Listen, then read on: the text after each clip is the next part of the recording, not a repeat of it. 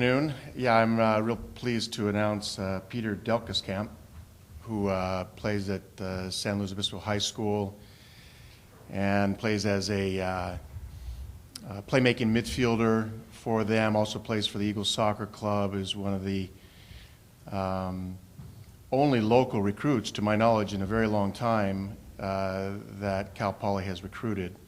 So we're very excited about this announcement. Peter is an incredible player, has incredible vision on the field, a very attacking-minded player, but he's also an outstanding student. I believe he has a 4.6 GPA and very high test scores, and so I think he's going to be a great fit for the Cal Poly men's soccer team. In addition to that, we have George Grody. George Grody has parents who live here in California, but he spent the last 4 years in the Czech Republic. And so we're very excited about having a player of his quality, having played at a very high level for Baník Ostrava in the Czech Republic. It's one of the top academy programs there, and given that he is a California resident, made it even easier for us to get him into Cal Poly. But he's also a very fine student, but an exceptional soccer player. So we look forward to seeing him help us out on the flank positions and attacking role. Very, very experienced player. And then Noah Czapleski from Broomfield, Colorado, from Bloomfield High School, plays for the Colorado Rush out there. He's also an outstanding outside back for us. Can play the left back position or the right back position. He's a player that can get forward from the back and will help solidify our back line for the upcoming year. We have a great need to fill in the back line, although we have only one player that's actually left Cal Poly, is Steve Palacios, and we have the vast majority of the team returning. We see Noah as having the ability to come in and compete for a starting spot for us. Coach, I apologize if I heard this. These are all going to be playing next year? That's correct. None of these are redshirting? None of these are redshirts. These are players that obviously that we're going to bring in. We hope that they will compete, for a roster spot for this coming year. But we'll make that assessment during the preseason. All the incoming players, even those that have signed letters of intent, understand that through my conversations with them that is a possibility that they might redshirt, given the number of players returning on the Cal Poly roster. Sure. So these three kids, how do you think they'll gel and mesh with the squad you have now? Well, I've had an opportunity to get to know them over the phone and watching videotape and actually seeing some of their play, and I believe that all three of these players will have no problem fitting into the roster, fitting into the system, fitting into how we like to play. They're all outstanding young men, great characters. So I think they're going to fit in beautifully. How have you been settling in? It's a great question. It's really, it's been a whirlwind for me.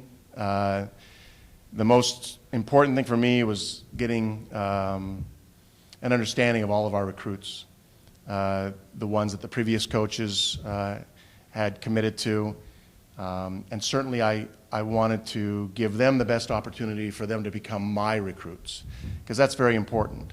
And these three that have signed those letters of intent are certainly included in that, and I believe in them, and I think they can do well. But getting a firm grip on who our recruits are, how they're going to integrate into the team, getting a feel for the current roster, of where players are in their rhythm of who's in form, who's not in form, and who can compete come next fall.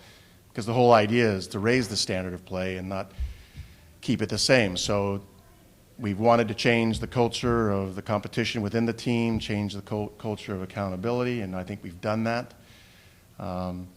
Getting settled in from a living standpoint has been a bit of a challenge because my boss, my wife, is the one that makes those decisions. So we've actually now settled in Avila Beach, and we're very happy to be a part of that community, close to campus here. And there were so many beautiful places that we actually considered, but are now settled in Avila Beach.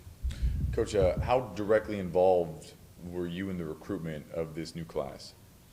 Only Peter Delkeskamp was I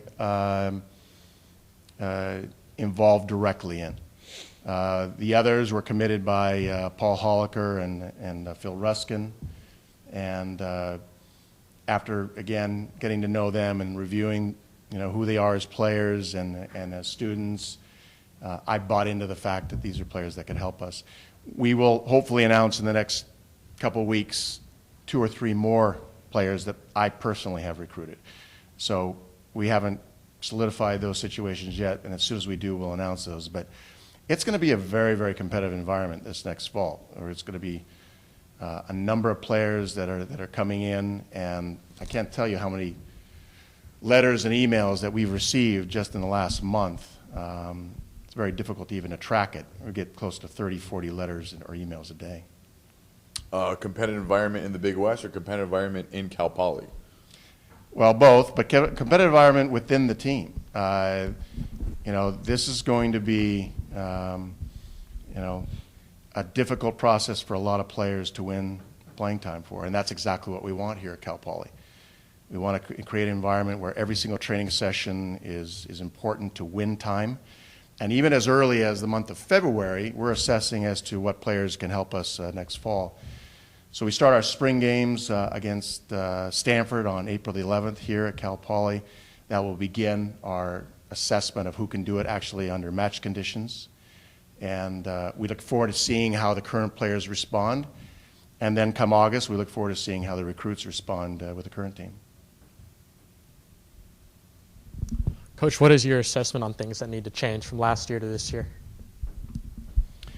Well, for me personally, I think it's very important that we retain this whole concept of Cal Poly playing at a very attractive brand of soccer, very possession-oriented brand, and tweaking it to playing a little bit more direct. I like to use the term playing with more purpose, of getting in behind defenses to create more goal-scoring opportunities, being relentless defensively.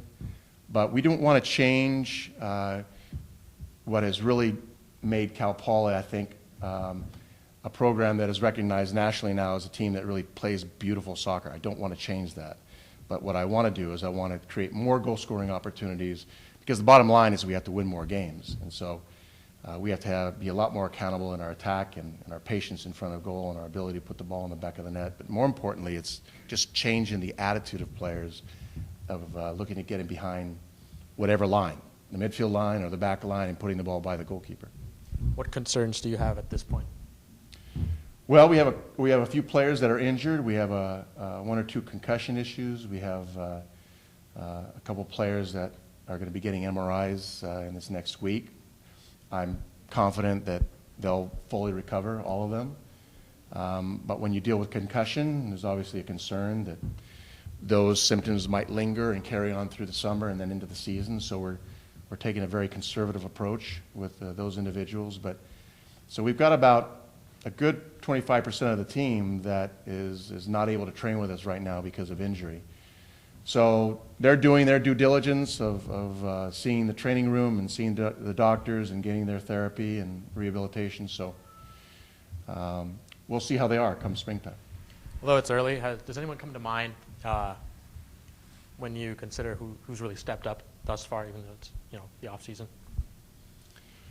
Well, I think Chase Mintor continues to be one of the classiest players in the West, if not the country. He also just received the highest academic award from the conference, and so aside from being a truly exceptional soccer player, he's also an outstanding student, and we're very proud of that. But he seems to be getting better and better every single day. I'm really impressed with Wade Hamilton. I fully expect that he will be a candidate for the MLS, as is Chase and maybe Matt and Kip and a few others. But I would say that right now we're just going through the vetting process of getting to know the players. But those that are in truly good form that could actually play a game this weekend if they had to, I would say Wade and Chase Minter.